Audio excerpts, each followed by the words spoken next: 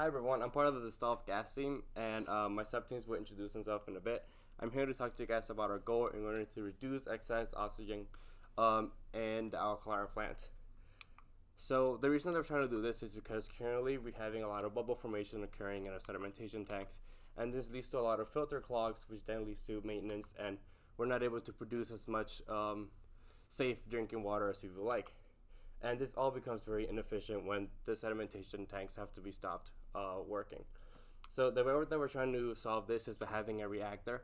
The influent water from the water source will come in, and the reactor would encourage bubble formation, which would then go into a liquid gas separation process, which would then go into the alkaline plant as having less excess oxygen. So this is our experimental setup. So our water source is the sink, which we use and have varying temperatures as we go from cold to hot. Then goes to our pressure regulator, and then to a fork system, which then divides it up into the peristaltic pump and a flow accumulator along with other probes. So this is what it looks like. So we have the influent water coming from the sink and pressure regulator, as noted by the purple arrows.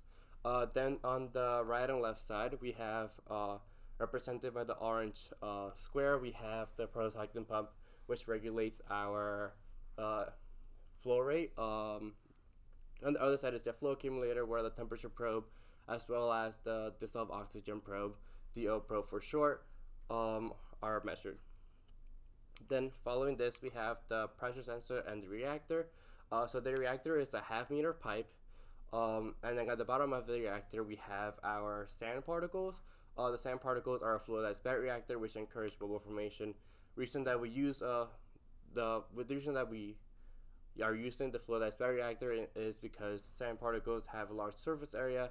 The more surface area means that hopefully we hope to get larger bubbles and get rid of the most excess oxygen as possible. So this is what it looks like in action, or while it is set up. We have the green is the reactor, while the orange is the pressure sensor. So following this, we have the effluent flow accumulator and the influent flow accumulator. The per box, you can see through a red box. Then the orange is the pressure sensor, followed by the temperature, which is the red one going for the influent, other going for effluent, and the same follows for the dissolved oxygen probe. Now I will have you talking to Emily, my subteam. Hi, I'm Emily, and I'm a sophomore in environmental engineer. So after we refined our experimental apparatus, we began testing our system qualitatively to see if it could cause bubble formation. And we did this by flowing water through a reactor and measuring temperature and pressure data. So the good news is that bubbles did form in the reactor. However, there weren't many, and we didn't see any visually discernible difference between the hot and cold water trials that we had. And this brought our attention to an error in our experimental apparatus, and it can be explained by understanding the relationship between temperature and solubility of gas. So this graph shows that as the temperature increases, gases become less soluble in water. So in the temperature range that we use, between 20 and 30 degrees Celsius, there wasn't much of a difference in solubility, and this is why we thought that we were getting not very significant results. So we decided to increase the range of temperature in our experiments to about 10 to 40 degrees Celsius because the slope of the line is a little steeper here, and so there would be a greater difference in solubility between our hot and cold water trials, and we should see a greater difference in bubble formation. We also wanted to make sure that temperature was consistent throughout our apparatus, so we wanted the temperature of the influent water to be the same as the temperature of the effluent water.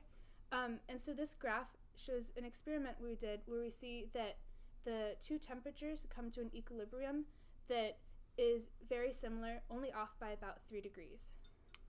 So testing our system at a wider temperature range showed a difference in bubble formation. So basically our hypothesis was successful. And so on the left is the cold water trial, and on the right you can see there's a significant number of bubbles more in the hot water trial. But we couldn't take any big conclusions from this because our visual analysis neglected the size of the bubbles, so we decided to shift to a more quantitative analysis using dissolved oxygen probes, which Tommy will talk about now. Thank you. Okay, so I'm Tommy. I'm a sophomore chemie, and so the next thing that we started to do was we started to use our DO probes to measure the dissolved oxygen content of the influent and the effluent water, and immediately we started to get some pretty weird results. We got that the effluent dissolved oxygen content was higher than the influent DO content, and just intuitively that didn't make any sense really, because neglecting the possibility of some sort of leak, no oxygen should be entering the system between the inlet and the outlet. So we started to troubleshoot. The first idea that we had was possibly there could be bubbles that would be forming on the membranes of the dissolved oxygen probes that could be skewing our results. And when we looked at the membranes, there were bubbles on them, and this makes sense. They would skew results because the DO probes would interpret these bubbles as areas of very high concentration of oxygen, which would distort the DO content readings. And so we just modified the system a bit so that we could manually keep the membranes clear of these bubbles, keep them bubble free. And then we went back and did some more DO readings, and we had similar results, unfortunately. We still got that the effluent DO content was higher than the influent DO content, although to a smaller degree. So we continued with a bit more troubleshooting. We exposed both DO probes just to air, and we found that one of the probes seemed to be malfunctioning. Its output voltage was significantly different than the standard output voltage for just being exposed to air. So we set the malfunctioning DO probe aside, and we just decided to use one DO probe to test both the influent and the effluent. And unfortunately, again, we got similar results, the same pattern. Effluent DO content was higher than influent DO content. Good news is that the good news is that this discrepancy is smaller. So even though we still have this issue with our readings, we've been able to decrease the magnitude of the error, which is encouraging. So we can continue to troubleshoot that. In parallel, we've been working with an issue concerning our pressure sensor readings that we can talk about right now. So just really briefly to summarize, we want the pressure in our reactor to be at a minimum, just so that bubbles are encouraged to form to separate the dissolved gas from the liquid. And this corresponds to a positive pressure difference read by our probe, just by the way that we set it up. And we found with our tests that the pressure readings were actually pretty dependent on the flow rate through the reactor. And we found that at certain flow rates, rather high flow rates, the pressure difference would actually be negative, which would mean that the pressure inside the reactor would actually be getting higher, which is the opposite of what we want for our experimental conditions. And when we looked at this data and we were trying to figure out where this issue was stemming from, we considered that it was probably due to head loss in the effluent tubing. So really quickly, we just have this little equation here. So we have the pressure inside the reactor in terms of a couple of experimental parameters. Main one, though, is the head loss, which just corresponds to energy loss due to friction in the system. And as you can see, the head loss is proportional to flow rate. So as flow rate increases, head loss increases, pressure inside the reactor increases, which we don't want. So to negate the influence of head loss, what we're thinking of doing is installing new tubing of a larger diameter so that it decreases the head loss, it decreases the effective head loss, so we can more reliably keep the pressure inside of our reactor low.